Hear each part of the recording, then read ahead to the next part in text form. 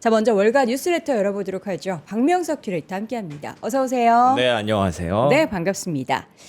와, 미증 시랑 국내 증시가 참 연동이 많이 되잖아요. 근데 보면은 확실히 반도체 쪽만 연동이 되는 것 같아요. 그렇죠? 그렇죠.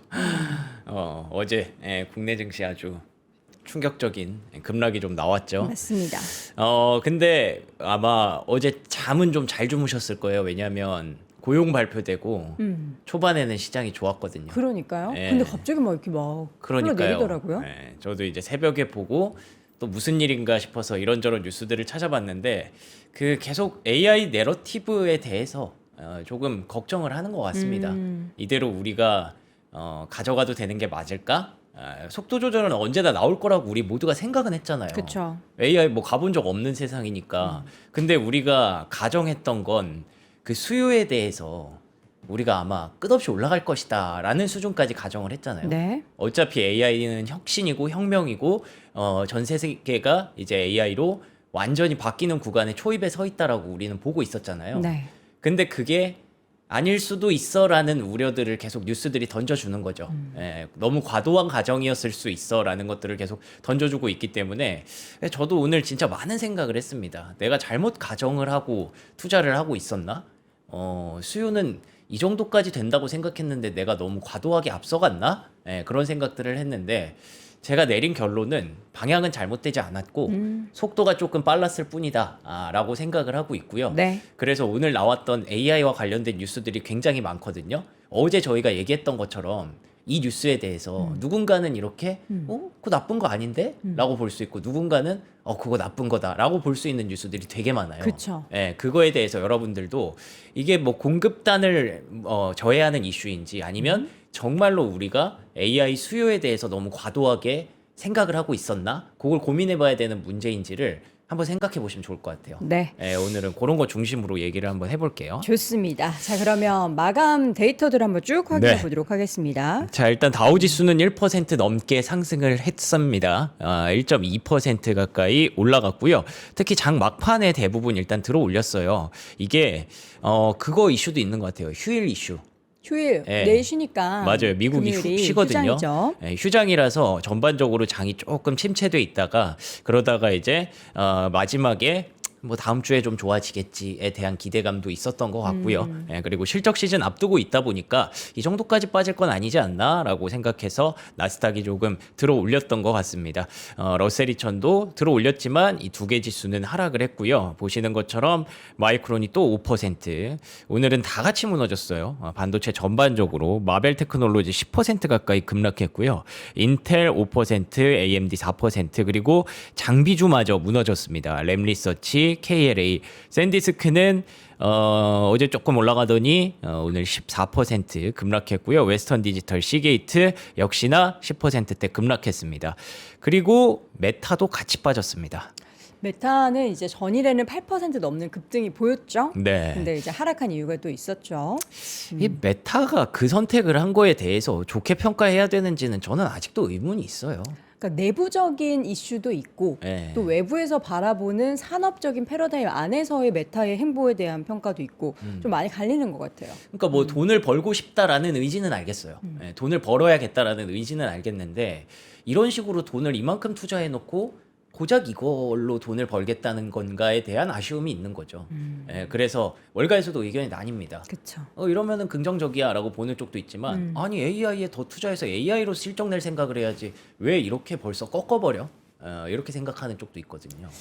급한 것 같아요. 좀 네. 마음이. 이거 가지고 뭔가 성과를 다른 기업 대비해서 못 내니까 우리가 왜 메타가 올 초부터 작년 말부터였나요? 한 뭐 10명 넘게 엄청나게 돈을 들여서 맞아요. 인재를 다 스카우트 해가지고 데리고 왔다 막 이런 이유. 뭐 옵션 뭐죠? 주식 관련한 네, 옵션까지 주면서 그렇게 스탁 옵션 얘기까지 하면서 했는데 다른 기업 대비해서 뭔가 나아가는 게 없으니까. 그리고 뭐 체질적으로 다르기는 하죠. 말씀해 주신 것처럼 다른 기업들은 클라우드라는 훌륭한 매출처가 매출원이 있었으니까. 그렇죠. 예. 근데 그게 메타는 없다 보니까 이들이 AI로 이렇게까지 투자해서 뭘 할 수 있을까를 걱정하던 찰나에 이게 나오면서 이렇게 시장을 좀 우려하게 만들었는데 결론적으로는 오늘은 5% 급락을 했다는 점에서 어제 좋게 보던 사람들도 이거는 별로 안 좋은데? 라고 좀 돌아섰던 거라고 보여집니다. 네. 그래서 이 이슈도 잠시 후에 얘기를 해보면서 이게 과연 시장의 수요를 정말 억누르는 문제인지에 대해서 생각을 좀 짚어볼 예정이고요. 네. 그리고 오늘 진짜 아쉬웠던 거는 사실 테슬라예요. 테슬라가 인도량이 서프라이즈가 났거든요. 이게 또 셀 온이 된 거예요? 뉴스에 그러니까요. 팔아라? 예. 이런 상황을 놓고 봤을 때 단순히 AI 내러티브뿐만 아니라 전반적으로 시장이 굉장히 좀 가혹합니다. 원래 미장을 제가 네. 쭉 바라봤던 미장은 그러니까 이번 이제 분기 실적이나 뭐 인도량 발표가 되고 나서 앞으로도 기대감이 있으면 더 올라가고 네. 그 전에 올라갔어도 이랬는데 이제 약간 국장이랑 비슷해지고 있는 것 같아요. 그러니까요. 너무 가혹해요, 요즘. 네. 테슬라가 그렇다고 뭐 그 전에 많이 올라간 것도 아니거든요. 한 12% 정도 네. 올랐대요. 일주일 한 동안. 3일 올랐는데 그 다른 종목들 반도체는 뭐 1000%씩 올라가기라도 했지. 아. 테슬라는 그것도 아닌데 여기에서 40만 대를 50만 대까지 발표를 했는데 네. 거기에서 이제 7%를 빼더라고요. 시장이 참 실적 시즌 전에 좀 아쉬운 그런 모습이 있구나 싶기는 한데 그러네요. 또 애플도 5% 올라가고 또 팔란티어 3% 올라가고 뭐 이런 거 보면은 진짜 냉정하기는 한 것 같아요. 우리 시청자분들이 애플 올라가는 게 그렇게 얄미우시더라고요. 네.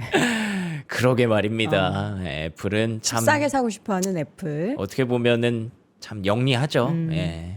그리고 러셀이천에서도 사실 뭐 오늘 러셀이천도 별로 볼 게 없었어요. 네. 예, 전반적으로 바이오텍 쪽이 최근에 계속 좋은 분위기 이어가고 있고요. 자, 유가는 68달러, 뭐 최근에 거의 움직임이 없습니다. 70달러 한번 깨고 나서 더 내려가기는 조금 힘들겠죠. 예, 그래서 여기가 어쩌면 바닥일 수 있다라는 얘기도 나오고 있고요. 금리는 좀 떨어지긴 했어요. 4.469까지. 근데 이게 고용이 발표되고 나서 긍정적으로 금리가 좀 반응했거든요. 그러니까 금리 인상까지는 어렵다라는 쪽으로 오해를 씻어냈는데 근데 그리고 나서 또 시장은 고용보다 물가가 더 중요하잖아 라면서 또 다른 쪽으로 방향을 틀더라고요. 달러 인덱스는 어쨌든 덕분에 좀 떨어졌습니다. 100일이었는데 100.86으로 나름 좀 큰 폭으로 좀 떨어지는 모습이 있었고 금값도 덕분에 1.3% 상승, 비트코인도 61,500달러까지 올라왔어요. 이거 58,000까지 내려갔었잖아요. 근데 여기까지 올라왔기 때문에 분위기가 뭐 매크로적인 관점에서는 그렇게 나쁘지는 않았습니다. 자, 네. 먼저 어제 충격을 줬던 이제 메타 얘기부터 왜 네. 이러는 건지 또 내부적으로 무슨 일들이 있었는지 무슨 뭐 녹음 파일이 하나 공개가 됐다면서요?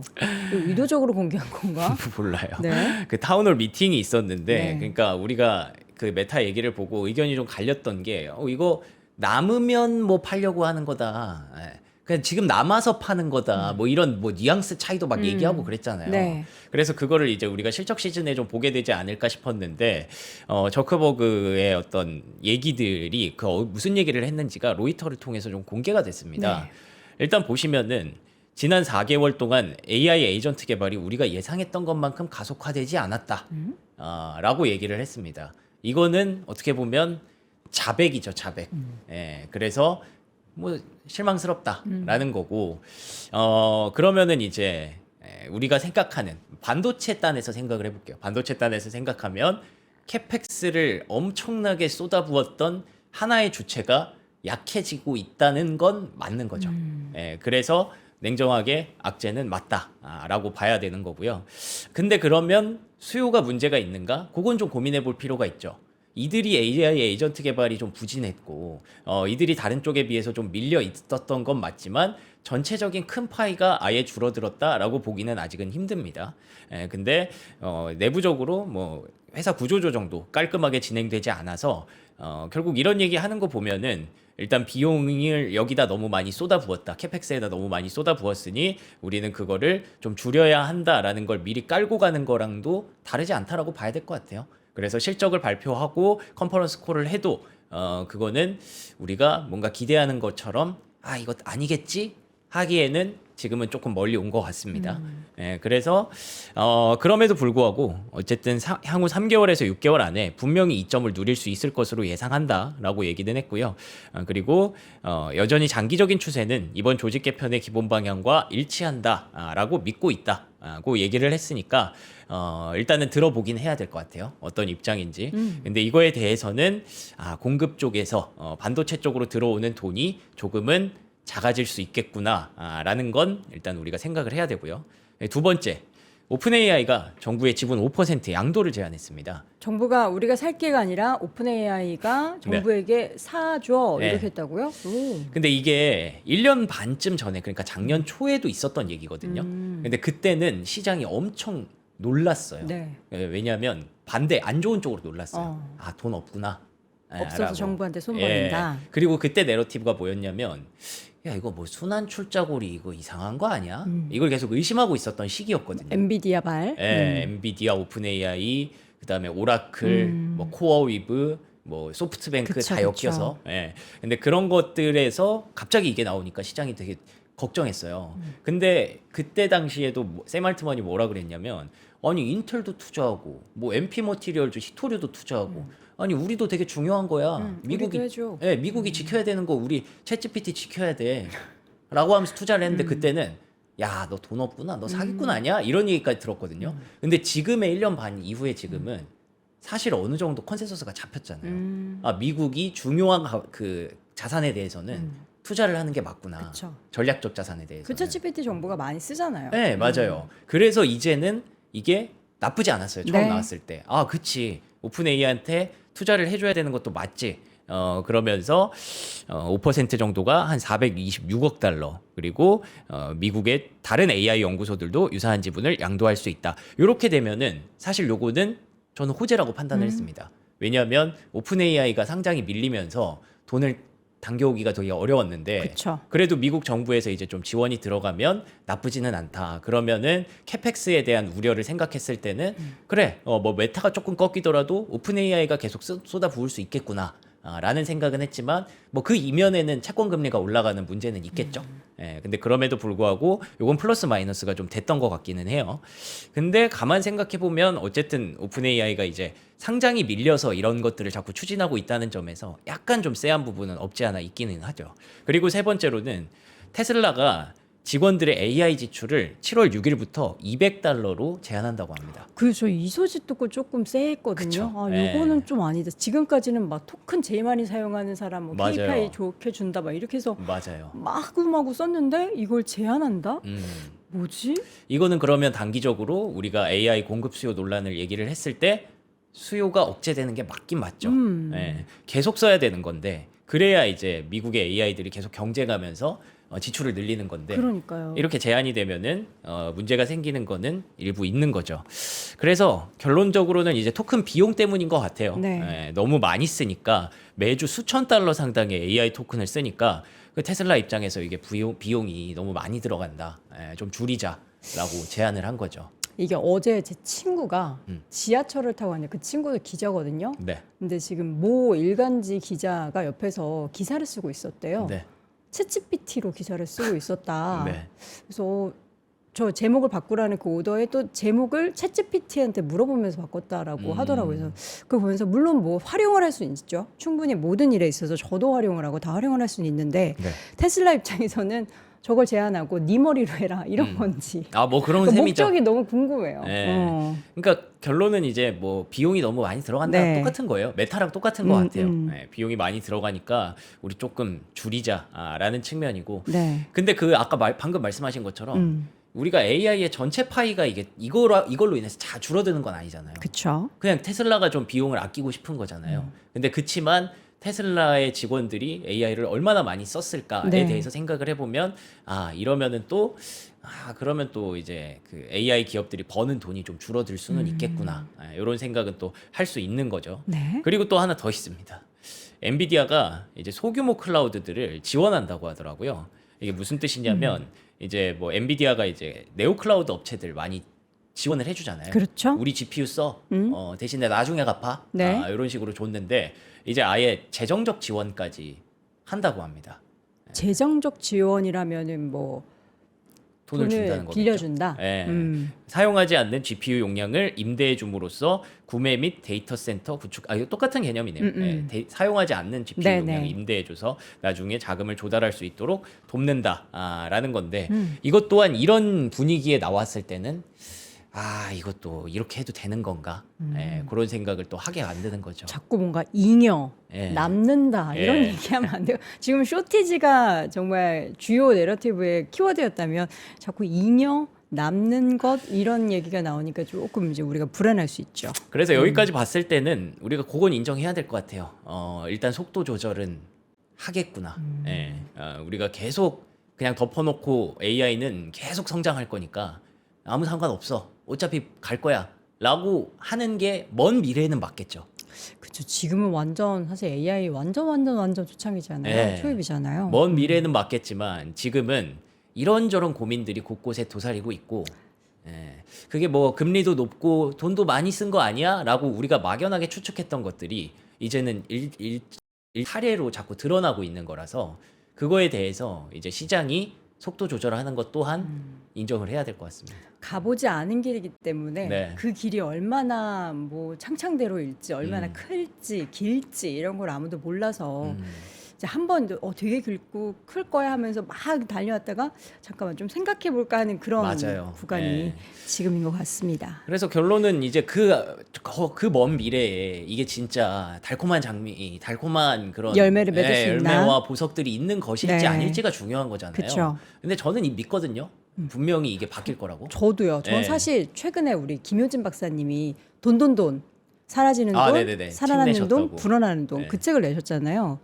그 책 안에서 미국이 왜 이렇게 AI의 진심인지에 대해서는 사실 AI가 우리가 이세돌 구단 얘기 나왔던 그때부터 네. 나왔는데 갑자기 막 2, 3년 사이에 그게 확 붐업이 되는 그 상황이 왜 발생하는지에 대한 내용을 쭉 써주셨는데 그걸 보면서 산업의 발전이 이래서 필수적일 수밖에 없구나. AI 산업이 그런 이해가 좀 되긴 했거든요. 책 건 거 아니고 여러분 제가 진짜 읽어서 느껴서 여러분들도 한번 그런 거 내용 보시면은 관련한 산업의 이해가 좀 도움이 되실 것 같아요. 그래서 결론적으로 제가 생각한 건 지금 내가 갖고 있는 주식들 있잖아요. 이게 정말 지금의 이런 속도 조절을 버틸 수 있고 먼 미래에 AI 핵심 플레이어로서 계속 남아 있을 수 있는가? 그거에 대해서 냉정하게 좀 다시 판단을 해보는 네. 자세가 필요할 것 같아요. 지금이야 이것도 좋고 저것도 좋고 저것도 좋아라고 했지만 어느 순간에는 이렇게 자꾸 이탈하는 기업들이 나올 수 있다는 거죠. 네. 그래서 그 시기를 우리는 겪고 있다라고 생각을 하고요. 네. 짧게는 이제 실적 시즌, 길게는 또 다음 뭐 이렇게 그때까지는 계속 이런 고민들이 지속될 것 같습니다. 그리고 블랙스톤 소유의 QTS도 대규모 데이터 센터를 철수하기로 결정을 했다고 합니다. 네. 이게 가장 좀 결정적이었나 싶었는데 보니까 이거 뭐 수요가 없어서 그런 게 아니라 지역 주민들의 강력한 반대에 또 부딪혔다고 합니다. 그래서 이런 것들이 계속 시장의 속도 조절을 만들 수밖에 없게 만든다. 근데 그 와중에 또 트럼프 대통령이 장 초반에 뭐 마이크론이 막 올라가고 있어요. 잘했죠? 이러면서 올렸는데 참 아침에 뭐 장중에 계속 빠지는 거 보고 좀 놀랐을 것 같기는 합니다. 이분도.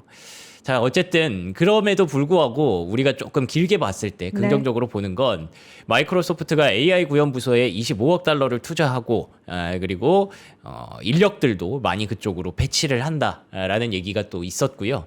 그리고 또 블루아울의 환매 요청이 계속 들어오고 있었는데 전분기 대비해선 좀 줄었다고 합니다.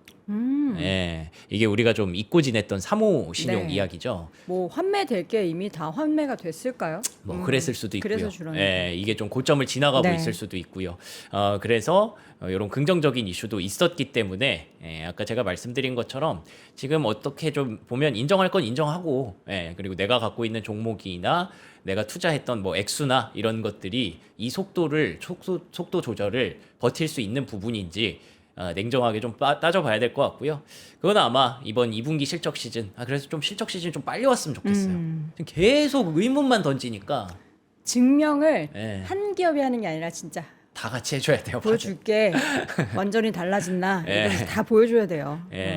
그 시간을 버텨내는 게 우리에게는 7월의 숙제가 될 것 같습니다. 자, 어제 장 초반에 시장을 좀 긍정적으로 끌어올렸던 이슈가 고용 데이터였죠. 맞습니다. 그래서 이게 좋았다고 하기는 조금 역설적인데 네. 원래 예상이 11만 건을 예상했거든요. 근데 5만 7천 건이 나왔어요. 어떻게 이래요 반토막이 데이터가? 났어요, 아니 반토막. 저는 항상 고용 데이터 볼 때마다 이거 제대로 집계하는 게 맞나 그러니까요. 하는 생각이 들어요. 그래서 반토막이 났고 어쨌든 원래 지난달에는 이 정도 예상했는데 2배가 나와가지고 놀랐잖아요. 갑자기 나온 그 이유는 뭐 월드컵 때문이다 예. 아마 그랬죠. 근데 그때 1차적으로는 그 이후에 후속으로 분석을 하기 전에는 뭐야 왜 이렇게 많이 나왔어? 이러면 금리 인상해야 되네 이러면서 급락을 했었단 말이죠. 맞아요. 근데 어쨌든 요것도 뭐야 생각보다 지난달이 너무 뻥튀기였나 보네. 금리 인상 안 해도 되겠네 하면서 내려갔어요. 금리 전망치가 예상치가. 그래 찾아보니까 IT와 레저 및 숙박이 줄었다고 합니다. 아니 뭐야 이건 또 6월에 고용에서 레저 및 숙박이 왜 줄지?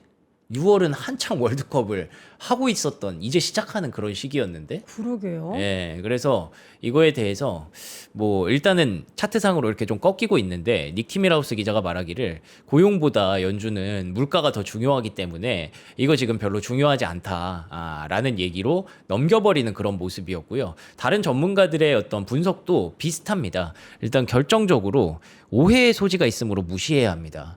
너무 왜곡이 지금 심하다는 거예요. 지난달에도 오해했는데 네, 맞아요. 올해도 이번 달에도 오해했다. 그러니까요. 이걸 갖고 우리가 금리 인상을 한다 안 한다를 얘기하는 것 자체가 지금 아니다라고 보고 있고요. 근데 뭐 어찌 됐든 지금 시장이 뭐 금리 인상을 뭐 급하게 해야 된다는 아닌 것으로 보고 있지만 그래도 결국에는 물가가 중요하기 때문에 그거를 판단하는 지표로 힌트로 활용을 하려고 했는데 지금 신뢰도가 많이 떨어진다. 그래서 고용이 생각보다 낮게 나온 것도 시장에서는 긍정적으로 별로 보지 못했습니다. 미국은 통계의 나라거든요. 정말 각각의 통계가 정말 많이 발표가 되고 하는데 이제 통계에 대해서 신뢰도가 떨어지게 되면 사실 우리가 시장에 대한 뭐 금융시장의 방향이나 이런 전망하는데 조금 애로사항이 생길 텐데 부디 이런 이제 오류가 좀 발생하지 않았으면 좋겠고요. UBS에서는 원유에 대한 가격 전망치를 하향을 했어요. 네, 여기서는 그래도 조금 긍정적인 매크로죠. 사실 고용도 어쨌든 뭐 신뢰도가 떨어진다고 하지만 긍정적인 매크로고 그리고 원유 가격 전망치 하향된 것 또한 긍정적인 매크로가 맞습니다. 그래서 유가는 계속 아래쪽에 있고 이렇게 되면 매크로 이슈가 조금씩 완화되면 이런 것들을 또 눌러줄 수 있겠죠, 시장의 걱정을. 근데 뭐 다만 뭐 호르무즈 해협 통행료를 고수한다고는 하는데 60일 안에 어떤 협상 결과가 나올지 요거는 좀 지켜봐야 되는 그런 내용이 될 것 같고 네. 전쟁과 관련해서는 일단 뭐 간밤에는 이렇다 할 이슈는 특별히 없었습니다. 달러, 강달러가 지금 계속 지속되고 있죠. 그렇죠. 이게 이제 대한민국 증시의 가장 뼈아픈 그런 고민거리죠. 달러가 너무 강하니까 환율이 자꾸 올라가면서 이제 문제가 되는 건데 일단 미국의 전문가들은 당분간 기술적으로 판단해도 강달러가 좀 달러 압박이 지속될 가능성이 높다라고 일단 판단하고 있더라고요. 뭐 여러 가지죠. 연준의 통화정책 기조 이런 것들을 조금 억눌렀어야 되는데 고용이 억눌렀어야 되는데 뭐 의미가 없다라고 해버리고 넘어가니까 좀 아쉽긴 했는데 어쨌든 오늘 달러가 좀 약세로 돌긴 돌았어요. 그리고 견조한 미국 경제지표, 미국의 금리 우위 그런 것들이 한 103까지 만약에 올라가면은 그러면 쉽게 깨지지 않을 거다. 뱅크 오브 아메리카에서는 102, 104까지 추가 상승 가능성을 시사한다. 오늘은 다행히 101에서 100까지 좀 떨어지기는 했죠. 그리고 이런 것들은 뭐 여러분 다 아시는 것처럼 글로벌 금융시장의 긴축, 신흥시장에 대한 압력 증가 이거를 대한민국이 최근에 그대로 좀 받고 있죠. 근데 대신에 미국 주식시장의 상대적 우위와 일치하는 경향이 있다. 이게 최근에 실제로 나타나고 있는 그런 상황이죠. 네. 다만 LPL에서도 연준의 통화정책 기조가 중립적인 방향으로 전환되면 그러니까 금리 인상에 대한 두려움이 조금씩 꺼지기 시작하면 강달러 압박은 완화될 수 있다라고 보고 있기 때문에 우리는 계속 그래서 물가 매크로를 봐야 되는 이유가 되기도 하고요. 다행히도 오늘 또 달러가 하락한 이유는 아까 말씀드린 대로 고용이 예상보다 낮게 나왔기 때문도 있지만 엔화 가격이 좀 반등을 했더라고요 어제. 그래서 그 이유를 보니까 점검을 했대요 BOJ가. 무슨 점검이요? 그러니까 금리 점검. 네. 근데 이게 뭐 특별한 건 아니고 BOJ에서 시중은행한테 전화한대요. 전화해서 지금 금리가 어때요? 그럼 그 자체만으로 약간 압박이 들어가는 거예요. 체크를 하고 있네. 너네 지금 얼마 받고 있니? 예.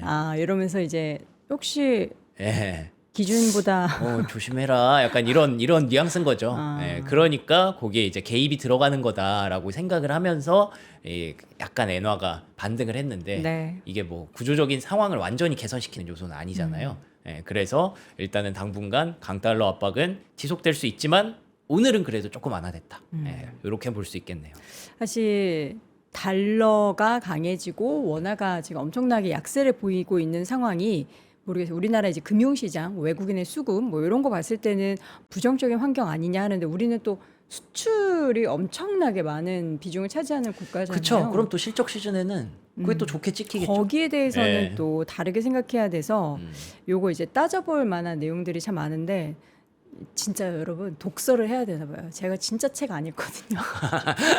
어제 김현진 박사님 책에 이런 많은 게 걸 다 나와 깨달으셨어요? 있어요. 네. 아. 밑줄 그으면서 저는 한 3회독을 한번 해봐야 될 것 같아요. 오호. 예, 여러분들 보시면은 지금 막무가내로 지금 워낙 약세가 무조건 안 좋은 건 아니구나. 이게 너무 제가 단순하게 뭐 수출만 얘기했지만 책을 읽으면 역시 사람이 좀 깊이가 생깁니다. 조금 더 아직 끝까지 안 읽었거든요. 지금 불어나는 돈 쪽을 아직 안 읽어가지고 끝까지 읽은 다음에 제가 제대로 리뷰해 드릴게요. 자, 7월 분명히 좋다고 했는데 지금 왜 이렇게 어려운 거죠? 그러니까요. 근데 네. 뭐 7월 이제 시작했으니까 7월 2일이잖아요. 오늘 3일이구나. 네.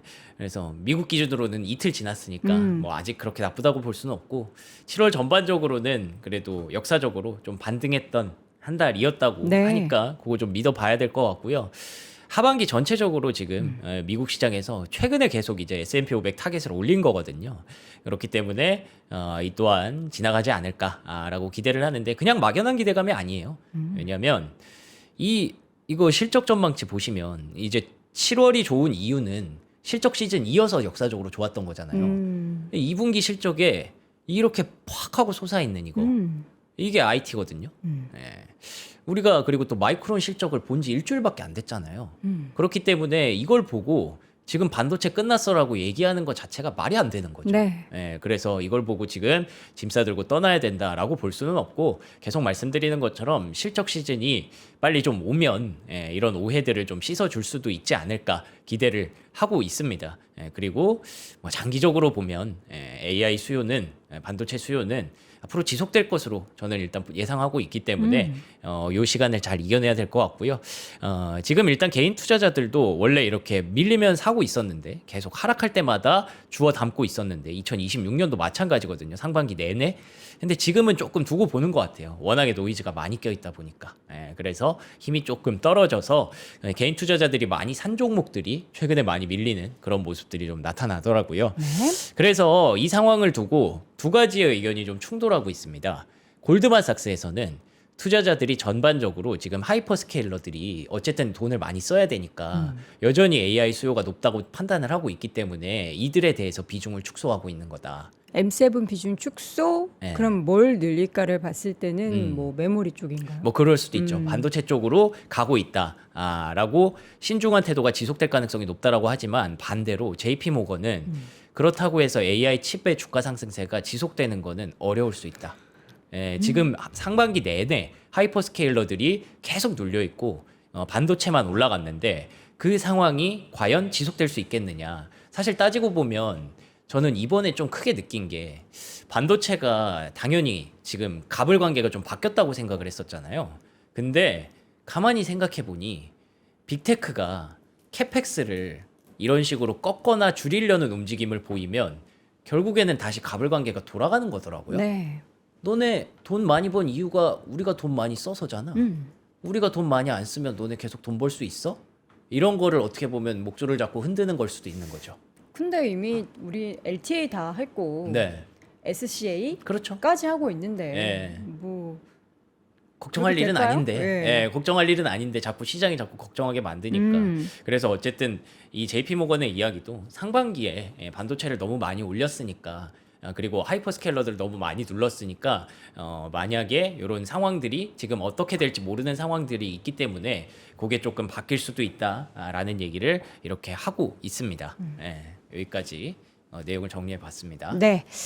자, 이어서는 이제 시장의 특징주 하나씩 보도록 하죠. 네. 인텔 얘기부터 한번 해볼까요? 네, 인텔이 반도체 얘기인데 인텔이 CPU 권장 소비자 가격을 크게 좀 인상을 했습니다. 가격 인상. 남들 모르게 네. 인상을 했는데 요거에 대해서 어떻게 생각하세요? 올려야죠. 네. 당연히 올려야 되는 거 아니에요? 왜죠?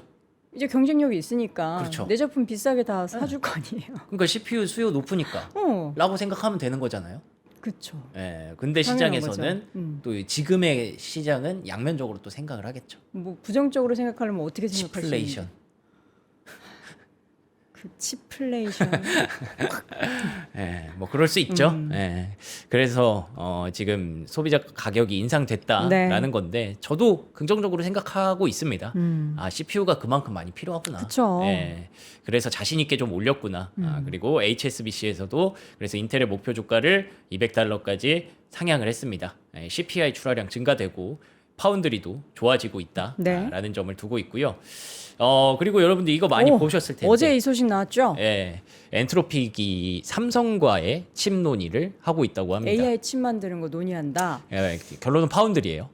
파운드리를 삼성이랑도 한번 해보려고 준비를 하고 있다고 하는데 요게 그나마 좀 어떻게 반도체 쪽에 긍정적인 마중물이 될 수 있기를 한번 기대해 봅니다. 네. 호재가 있는데도 어제 삼성전자의 주가가 반응을 하지 못했다. 이거 어제 낮에 나온 거예요? 네. 저는 저는 밤에 이제 봐가지고 몰랐어요. 그걸 보면서 이거 왜 반응을 못하지? 아쉬웠습니다. 네. 예, 어쨌든 M7을 떠나는 개인 투자자 아까 얘기했는데 어디로 가는 거예요? 어디로 가는 거예요? 일단은 뭐 어디로 가는지는 명확하게 나오지는 않고 최근의 어떤 기록이기 때문에 지금 상황에서는 M7을 좀 떠나서 아마 반도체로 일단은 갔겠죠. 그래서 M7 주가가 상반기 내내 많이 눌려 있었는데 최근 들어서는 분위기가 조금씩 또 달라지고 있습니다. M7에 대해서 주도력을 무시하지 말라라는 그런 시장의 메시지가 계속 우리가 받고 있는 상황이잖아요. 그래서 M7의 최근의 동향을 한번 쭉 살펴보려고 하는데 메타가 이렇게 했던 그 지금 상황을 놓고 어쩌면 M7도 지금 사실 마진 감소의 신호탄이 될 수 있다라고 얘기들을 하더라고요. 메타가 이런 사업을 하는 것 자체가 결국에는 이게 그들이 갖고 있는 소프트웨어의 마진은 뭐 사실상 대동강 물 퍼서 장사하는 거나 다름없었는데 인스타그램 하나 만들어 놓고 거기서 돈 쓸어 담고 있었는데 이거 뭐 GPU 사는데 돈 쓰고 뭐 서버 사는데 돈 엄청 쓴 다음에 그거 되팔아 가지고 해봤자 이 마진이 얼마나 나오겠어요, 그렇죠? 그래서 M7 기업들이 만약에 이걸로 주요 매출원을 삼으려고 한다면 M7도 뭐 그렇게까지 우리가 봐야 되는 M7이 아닐 수 있다라고 얘기를 하는 거죠. 그래서 뱅크 오브 아메리카에서는 메타에 대한 목표가를 $835까지 뭐 이런 상황들 강력해진 AI 모델, AI 인프라 가치에 대한 명확성 증가 이런 것들이 높은 가치를 지지할 수 있다라고 보지만 JP 모건에서는 아니 그것보다 자체적인 쿼리 응답 기능, 추론 기능 이런 거 강화해서 핵심 AI 제품을 개발하는 게 낫지. 지금 여기서 이렇게 꺾는 거 이거 말이 안 된다라고 보고 있어요. 솔직히 메타라는 기업이 너무 할 수 있는 게 많잖아요. 그렇죠. 인스타그램과 페이스북의 트래픽만으로도 AI를 활용하면 정말 많은 부가가치를 창출할 수 있지 않을까 우리는 예상을 하고 있었는데 지금도 많이 하고는 있죠. 그거를 왜 약간 조금 놔버리려고 하는지에 대해서 좀 아쉽다는 거죠. 놓는다기보다는 뭔가 이제 지금보다 더 많은 AI 그쵸. 활용으로 인해서 더 많은 부가가치를 창출해야 하는데 지금 아무리 인재를 그렇게 데리고 와서 뭔가를 하려고 해도 이게 잘 안 되는 건가? 저도 이제 어제 진짜 수많은 리포트를 읽었거든요. 네. 진짜 하루 종일 리포트 계속 나오더라고요. 모든 증권사에서. 그래서 쭉 읽어봤는데 어느 정도 합리적인 추론 중에 하나라고 생각했던 게 그거였어요. 뭐요? 지금 이 LLM 전 세계를 관통하는 그런 모델들이 나오기 시작했잖아요. 네네. 나와서 우리가 그거에 대해서만 수요를 막 계산하고 있었잖아요. 그쵸. 근데 그걸로는 사실 메타가 따라가기가 어려운 거죠. 엔트로픽의 클로드랑 뭐 오픈 AI, 챗GPT랑 제미나이 이 3대장이 이미 만들어졌는데 그쵸. 거기서 원래 메타가 하려고 했던 게 중국의 마누스 인수였거든요. 근데 그게 제지가 됐죠.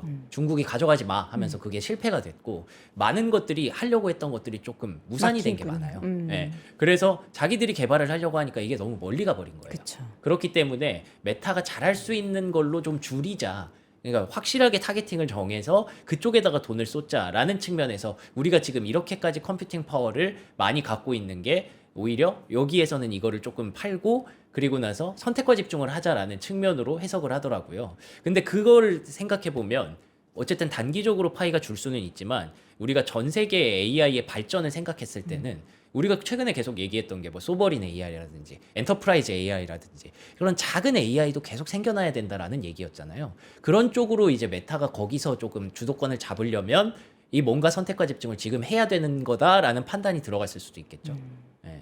기본적으로 메타가 이제 다양한 뭐 AI를 활용해서는 지금 광고, 마케팅 이런 쪽을 많이 하잖아요. 네.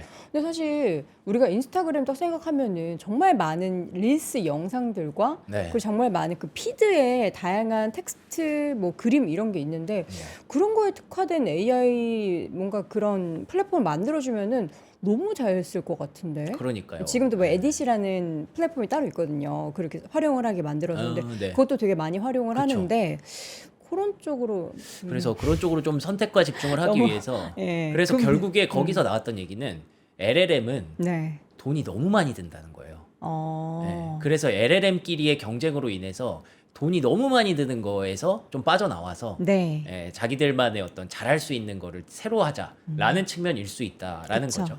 그래서 결과론적으로는 장기적으로 보면 AI 파이가 무너지거나 AI 혁신이 여기서 끝나는 건 절대 아닌데 단기적으로는 LLM에 쏟던 돈들이 조금씩 약해질 수 있는 건 맞으니까 그쵸. 우리가 이 시기를 견뎌내야 된다라는 결론입니다. 그래서 뭐 메타 얘기는 뭐 이렇게 하고요. 네. 그리고 다른 M7들을 좀 살펴보면 알파벳에 대한 목표가도 웰스파고에서 조금 낮췄어요. 435달러에서 416달러로.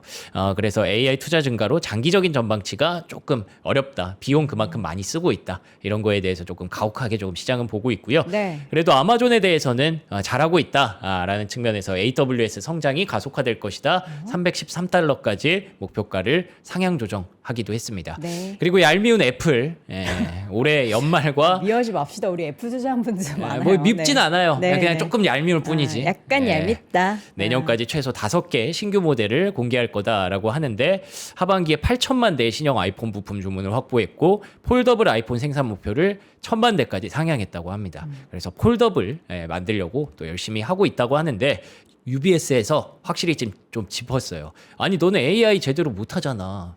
그러면은 뭐 폴더블 낸다고 해서 아이폰을 엄청 많이 살까? 그거 아닐걸? 라고 하면서 약간 좀 냉철한 그런 분석이 나오기도 했습니다. 네. 자, 이어서는 팔란티어에 대한 투자 의견이 또 매수 의견으로 목표가도 좀 올라가는 것 같아요. 맞습니다. 아, 그래서 이게 결국에는 아까 말씀드린 그 프론티어 모델과 어떤 소버린 모델 이런 것들의 차이에서 발생하는 일인 것 같아요. 그러니까 계속 이게 조금 AI가 완전 개방형 월드 모델로 이렇게 가려고 하다가 조금씩 폐쇄성을 띠기 시작했잖아요. 그래서 팔란티어가 그 기회를 잡고 팔란티어랑 엔비디아가 제안한 모델을 정부 쪽에 이제 납품하는 게 확인이 되면서 최근에 팔란티어 주가가 올라가고 있는 건데 그러면서 이제 정부 상대로 이렇게 영업을 잘하고 있는 기업은 이게 점점 AI가 폐쇄성을 띠게 되면 그렇죠. 더 앞으로 나갈 확률이 높다라고 보는 거죠. 정부의 입김을 받으니까. 그런 측면에서 지금이 매수 기회다라고 보고 있는 거고요. 팔란티어가 원래 하던 일도 있죠. 오케스트레이션이라고 지금 AI가 워낙에 많으니까 그 안에서 그거를 이제 설치해주고 엔지니어링 해주는 역할. 그것 또한 앞으로 AI가 모델이 많아질 텐데 그렇게 되면 팔란티어가 할 일이 분명히 많아질 거다라고 보고 있습니다. 물론 엔트로픽이나 오픈 AI는 이제 스스로 할 수 있는 수준까지 왔지만 그 수준에서 AI 시대가 끝나는 건 아니기 때문에 아마 팔란티어의 수요는 유지될 수 있다라는 그런 얘기가 나왔고요. 어도비까지 투자의견 매수로 상향하다고 하더라고요. 근데 어제 CRM이나 이제 서비스나우도 봤지만 이게 AI를 너무 잘해서라고 하기보다는 아직까지 여기까지 내려가는 건 너무 과하다라는 측면의 해석이기 때문에 소프트웨어 기업들은 개별적인 좀 판단이 좀 들어가야 될 것 같습니다. 네. 네. 자, 이어서는 테슬라 한번 네. 보도록 하겠습니다. 테슬라 이게 참 아쉽죠. 2분기 인도량이 48만 대가 나왔습니다. 원래 예상치가 40만 대였거든요. 근데 48만 대가 나왔으면 박수치고 축제를 불러도 모자랄 판인데 주가를 7% 폭락을 시켜버렸어요. 그에 대해서 도대체 왜 이럴까? 네 가지로 분석하는 정말 많이 찾아봤거든요. 제가 X의 많은 분석가들의 이야기를. 첫 번째는 세론, 이미 회복세를 좀 반영했다. 3일 동안 올랐다. 그리고 두 번째 높은 밸류에이션. 뭐 테슬라 밸류에이션 높은 거 하루 이틀 얘기도 아니고 그렇죠? 장기적인 관점으로의 관심 이동, 로보택시나 FSD, 옵티머스에 대한 정보와 출시 일정을 원한다라고 하는데 아니 인도량 발표하는 날 이걸 발표 안 했다고 뭐라고 하는 게 이게 맞나 싶기도 하고 결론은 이건 것 같아요. 성장주에 대한 투자 심리가 지금 좀 위축되고 있다. 전반적으로 시장이 좀 가혹하다라는 측면으로 봐야 될 것 같고요. 네. 리비아는 그래도 인도량 전망치를 상향했고 그러면서 요즘 많이 안 봤잖아요. 그러다 보니까 리비안 주가는 꽤나 괜찮게 좀 올라가는 모습이 있었고 포드와 루시드도 전체적으로 봤을 때는 미국의 전기차 수요가 그렇게 좋지는 않은 것 같아요. 그런데다가 루시드는 CFO를 교체할 예정이라고 하니까 지금 미국향의 어떤 전기차들의 수요는 여전히 조금 부진하다. 테슬라가 좋았던 것도 유럽이랑 중국 좋아서 그런 거거든요. 네. 그런 것들은 참고하셔야 될 것 같습니다. 네. 자, 이어서 비트코인. 비트코인 관련된 종목들이 오늘 그래도 괜찮았거든요. 최근에 한 연이틀 비트코인이 6만 1,000달러까지, 6만 2,000달러까지 찍으면서 스트래티지의 주가도 바닥권에서 좀 올라오고 있는데 계속 자금은 유출되고 있대요. ETF 쪽으로 유출이 되고 있지만 그래도 공포 권역에 있다 보니까 일부 투자자들이 바닥이지 않을까라는 기대감에 조금씩 매수를 하고 있다는 것도 얘기가 나옵니다. 그래서 일각에서는 약세장의 마지막 단계 아닐까? 추가적인 하락은 제한될 수 있지 않을까? 기대감을 좀 보이고 있는 것도 사실이고요. 그래서 오늘 오늘뿐만이 아니죠. 로빈후드 얘기를 자주 하게 되는데 로빈후드 CEO가 자기가 이제 AI 에이전트를 돌려보니까 조만간 인간 트레이더랑 동등한 수준에 도달할 수 있을 것 같다라고 얘기를 했대요. 인간이 그렇게 주식 트레이딩을 똑똑하게 하진 않는 것 같기는 한데 인간 수준으로 하면 안 되죠. 그러니까. 명확하게 잠깐 요거 잘못됐습니다. 인간 수준으로 하면 감정이 개입돼서 이거 어려워요. 역으로 생각하면 그런 거 아닐까요? AI 에이전트 아직 멀었구나. 나는 만약에 여동 같은 투자자를 똑같이 만들어준다라고 하면 필요 없어요. 안 쓸 거예요. 여돈 이상의 여돈 한 100명 정도 모아놓은 그 정도 효율을 그럼 내야 더, 되니까. 더 큰일 나죠. 아 그래요? 여동이 100명 모으면 큰일 나죠. 그럼 엄청 똑똑한 트레이더를 한 그렇죠. 100명 정도. 예. 평균 이상의 그 수익률을 내는 뭐 버크셔 해서웨이의 그쵸, 그런 그쵸. 거를 트랙을 따라가는 뭐 이런 느낌이어야지 인간이라고 다 똑같이 않습니다. 네. 그래서 거기까지 간다면은 뭐 아직 멀었다라는 생각도 할 수 있을 것 같고 뭐 어쨌든 로빈후드 CEO는 AI 에이전트 잘하고 있다라고 얘기를 하고 있고요. 미주에서는 이 로빈후드가 글로벌 하이퍼스케일러 증권사까지 발돋움할 것 같다라고 하면서 굉장히 스케일을 좀 크게 이렇게 극찬을 하고 있습니다. 네. 반면에 서클에 대해서는 여전히 의견이 엇갈리죠. 그 오픈 USD라는 큰 뭐 140개 기업인가 거기 대한민국 금융사들도 많이 참여했더라고요. 그런 곳이 있다 보니까 심지어 그 핵심은 그거였던 것 같아요. 코인베이스가 거기에 이제 협력을 하고 있다는 거. 원래 코인베이스 서클이 같이 협력하는 구조였는데 네. 그쪽까지 이제 갔다는 게 뭐야 서클 버리려는 손절하려는 건가 그런 생각이 좀 들어서 근데 뭐 일부 분석가들은 오픈 USD가 서클을 이길 수 있을 거라는 확실한 증거가 여전히 없다라고 판단을 하고 있고요. 제프리스에서는 내가 봤을 때 이제 서클 하락할 때 매수하는 거 자제해야 된다라는 경고가 나오기도 했습니다. 그래서 의견이 좀 갈리고 있고 서클의 주가는 다른 코인 관련주들 뭐 후드나 로빈후드나 스트래티지에 비해서 여전히 좀 침체돼 있고요. 근데 아크인베스트는 서클을 또 샀네요. 1,780만 달러 정도. 이분은 뭐 그냥 자기가 사고 싶으면 계속 사니까 네. 이번에도 또 이런 모습도 있었다 보시면 되겠습니다. 알겠습니다. 자, 오늘 우리 시장에서 사실 요새 빨간색을 보기 어렵잖아요. 그래서 제가 어제도 이제 새빨간 옷을 입고서 방송을 하곤 했는데 오늘은 그래서 우리가 김치, 매운맛, 우리 시장의 매운맛을 지금 우리 느끼고 있는데 요거 이제 빨간색 보면서 오늘은 시원하게 그래서 저희가 김치 3종 중에서 답답한 시장, 답답하게 고구마 같다라고 할 때는 뭐 드세요, 여러분? 물김치 드셔야죠. 사이다도 좋긴 한데 우리는 물김치도 좋아서 요거 3종 세트를 준비했습니다. 명장김치 3종 여름 특가로 39,800원에 저희가 준비했는데요.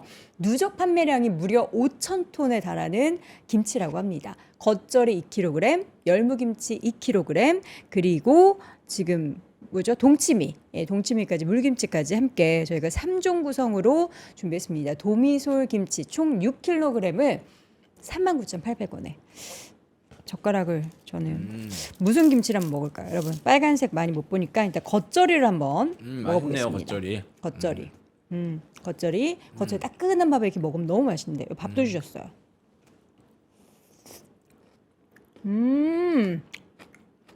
맛있는 겉절이 김치 맛. 너무 맛있다. 물김치 여기 또 이렇게 담아주셨어요. 아, 이게 물김치구나. 뚫린다. 시장의 답답함이 뚫린다. 부디 오늘 저희의 이 먹방이 의미 있는, 사실 저희 먹는 것에 되게 의미 부여들 많이 하시잖아요. 오늘은 정말 김치, 우리 시장의 매운맛을 한번 봤으면 좋겠습니다. 매운맛이 막 하락해서 힘든 매운맛 말고요. 아시죠? 상승하는 매운맛 한번 기원해 보겠고요. 우리 또 오늘 명성님이 입고 있는 네. 밀레의 카라 티셔츠, 요거 기능성 티셔츠입니다. 입는 순간 느껴지는 완벽한 핏. 예, 뭐 패션의 완성은 얼굴이라고 하지만 얼굴 잠깐 가려주실래요? 가려도 괜찮아요. 예, 핏이 괜찮습니다. 자, 그리고 피부의 열을 방출하는 흡한 속건. 이건 또 뭐예요? 지금까지 우리 흡습 속건 이러고 했었잖아요. 이번에는 피부에 열을 방출해 준대요. 열 많은 분들 이런 티셔츠 입으시면 너무 좋을 것 같네요. 강렬한 직사광선을 막아주는 UV 차단력을 자랑하는 원단으로 만들었고요. 유연하게 사방 스트레치가 가능한, 제가 하얀색도 보여드릴게요.